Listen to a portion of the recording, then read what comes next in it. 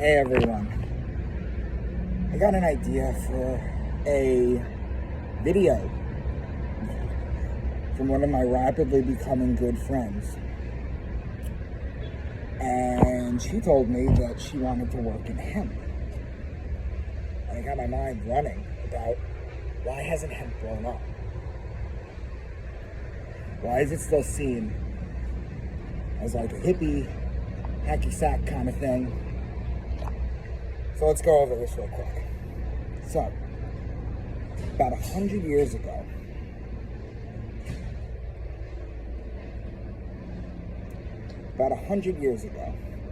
there was a newspaper magnate named William Jennings Bryan. He basically monopolized the newspaper industry into the way that it is right now, just the propaganda and all that. It's basically started with him. And there was a play. You guys, a lot of you know that I was an actor back in my late teens, early 20s in New York City. And there was a play that I read.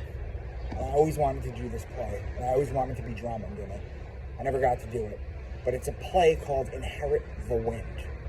And it's the story of the Scopes monkey trial, which if you guys don't know what that is, it was the teacher about 100 years ago that taught evolution instead of creation and got jailed.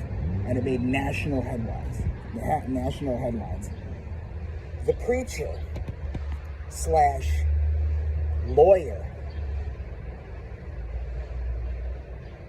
in the play was a guy named Matthew Harrison Brady, who was based entirely off William Jennings Bryan. The play is called Inherit the Wind. You guys want book recommendations? You guys have to read this. It's a short play.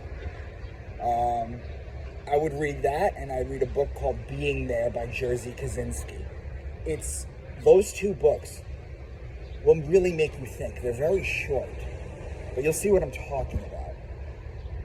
Now, why did I bring up Matthew Harrison Brady? Well, because William Jennings Bryan was the man who was portrayed in Inherit the Wind. And there was a movie that came out. A lot of you older people might remember a movie called Citizen Kane. Now, Citizen Kane has been voted, whenever you see a list of the greatest movies that ever come out, ever, Citizen Kane is on top. And then it's usually Casablanca, Gone with the Wind, things of that nature. Now, why is Citizen Kane always on the top? It was Orson Welles. And the reason Citizen Kane was always on top, is because it was revolutionary. You guys, if you're in the industry or you know what I'm talking about when I say things like cutscenes or progressions or things of that nature, foreshadowing, breaking the fourth wall, things of that nature, it had all of that. And before then, they didn't do that. It used to be just the camera, dialogue, next scene, or basically what they do. Citizen Kane was revolutionary for that. And the main character that Orson Welles played was based entirely on William Jennings Bryan. So you guys remember the phrase Rosebud, right?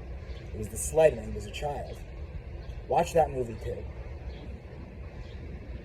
Giving you guys a lot of homework. But it's good stuff. Okay? Trust me. When I recommend things like Inherit the Wind, Being There, and Citizen Kane, get into it. What is so special about William Jennings Bryan? Well, he was an asshole, for starters. Propaganda in the media is now done the way it's done because this prick revolutionized how it should be done. And one of the things he did was hemp. Now, hemp, here's the thing. About 100 years ago, hemp used to make paper. Hemp used to make clothing. It was cheaper. It was easier to manage. It was stronger. William Jennings Bryan was a newspaper magnate.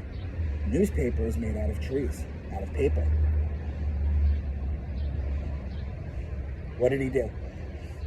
Well, the hemp industry threatened his newspapers. So what did he do? What did he do? He basically started publishing articles about hemp. He called it marijuana. Now, marijuana was the name of a wild Mexican tobacco plant. And what he did in his newspapers,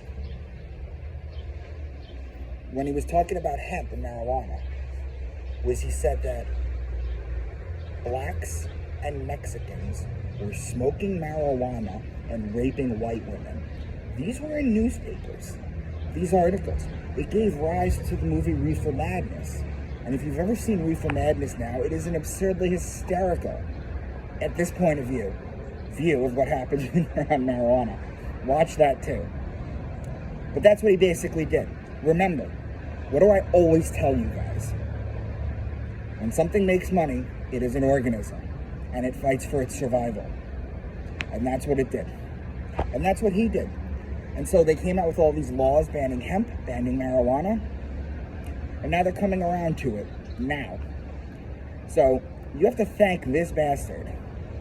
And he was portrayed in Inherit the Wind as an idiot, a very Bible-toting idiot, in Citizen Kane as an asshole. And that's basically it. That's why hemp and marijuana took 100 years. It set us back 100 years. It was because of this asshole. So thanks for listening, guys.